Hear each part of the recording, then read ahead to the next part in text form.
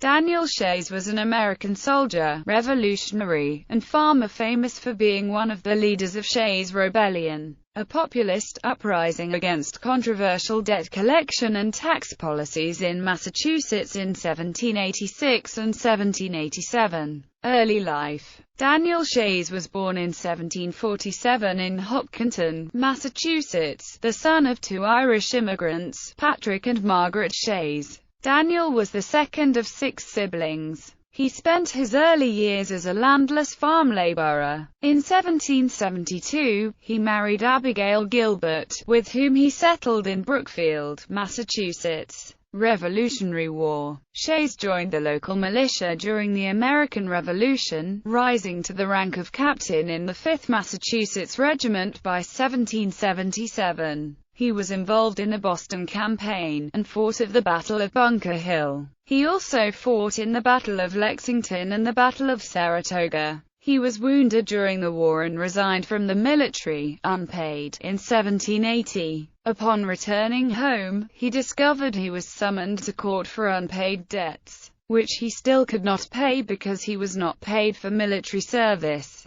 In 1780, Shays was presented with an ornamental sword by General Lafayette in honor of his military service. Shays later sold the sword for a few dollars to pay off his debts, an act which was frowned upon by his peers. Shays Rebellion. Debt and tax burdens. After returning from the war, Daniel Shays was alarmed to discover that many of his fellow veterans and farmers were in the same financial situation as he. Commoners' meetings revealed that veterans were treated unfairly upon release, and businessmen were trying to squeeze money out of smallholders in order to pay their own debts to European war investors. Many Massachusetts rural communities first tried to petition the legislature in Boston, but the legislature was dominated by Eastern merchant interests and did not respond substantively to those petitions. The petitions and proposals often included a request to issue paper currency. Such inflationary issues would depreciate the currency, making it possible to meet obligations made at high values with lower valued paper. The merchants, among them James Bowdoin, were opposed, because they were generally lenders who stood to lose by such proposals. As a result, these proposals were repeatedly rejected.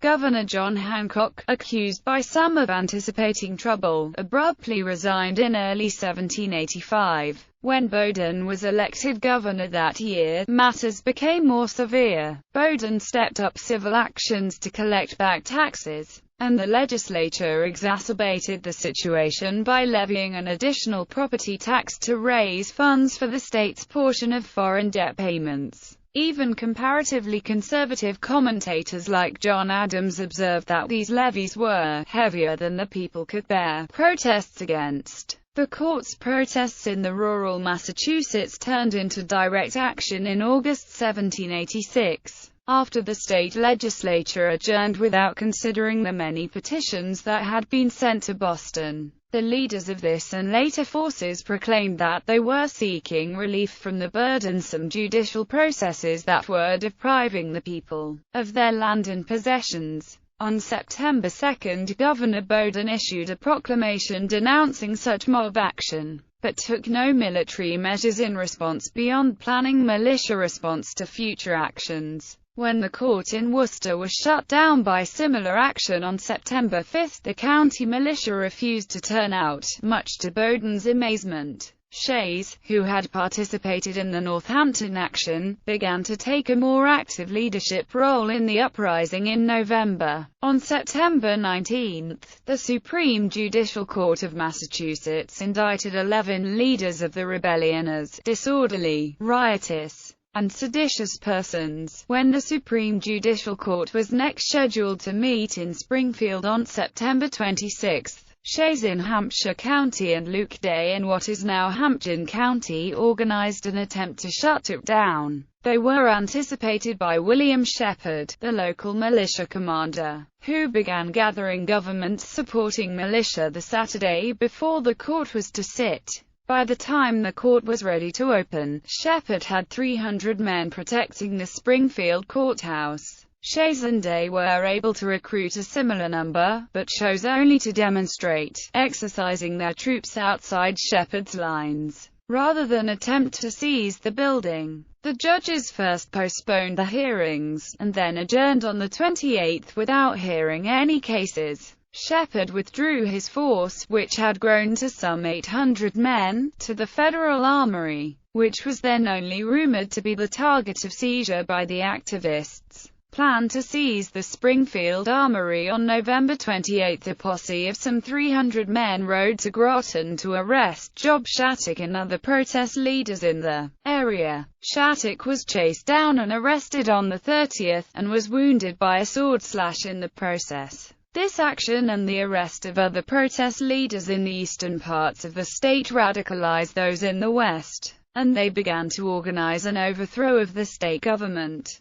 "The seeds of war are now sown," wrote one correspondent in Shrewsbury, and by mid-January rebel leaders spoke of smashing the tyrannical government of Massachusetts, while government forces organized in the east, Shays, Day, and other rebel leaders in the west organized their forces, establishing regional regimental organizations that were run by democratically elected committees. Their first major target was the Federal Armory in Springfield. General Shepherd had, however, pursuant to orders from Governor Bowdoin, taken possession of the armory and used its arsenal to arm a force of some 1,200 militia. Attack and collapse. The insurgents were organized into three major groups, and intended to surround and simultaneously attack the armory. Shays led one group east of Springfield near Palmer. Luke Day had a second force across the Connecticut River in West Springfield, and the third force, under Eli Parsons, was to the north at Chicopee. The rebels had planned their assault for January 25, but Luke Day changed this at the last minute, sending Shays a message indicating he would not be ready to attack until the 26th. Day's message was intercepted by Shepherd's men, so the militia of Shays and Parsons, some 1,500 men, approached the armory on the 25th, not knowing they would have no support from the west. When Shays and his forces neared the armory, they found Shepherd's militia waiting for them. Shepherd first ordered warning shots fired over the approaching Shaysites' heads, and then ordered 2 cannons to fire grape shot at Shays' men. 4 Shaysites were killed and 20 wounded. There was no musket fire from either side, and the rebel advance collapsed. Most of the rebel force fled north, eventually regrouping at Amherst, on the opposite side of the river. Day's forces also fled north, also eventually reaching Amherst. General Benjamin Lincoln had mustered 3,000 men at Worcester to deal with the rebels. When he heard of the Springfield incident, they immediately began marching west. Shays led the rebel force generally north and east to avoid Lincoln, eventually establishing a camp at Petersham. Along the way they raided the shops of local merchants for supplies, taking some of them hostage. Lincoln pursued him, reaching Pelham, some 30 miles from Petersham, on February 2. On the night of February 3–4, he led his militia on a forced march to Petersham through a bitter snowstorm. Arriving early in the morning, they surprised the rebel camp so thoroughly that they scattered, without time to call in their out parties or even the guards. Although Lincoln claimed to capture 150 men,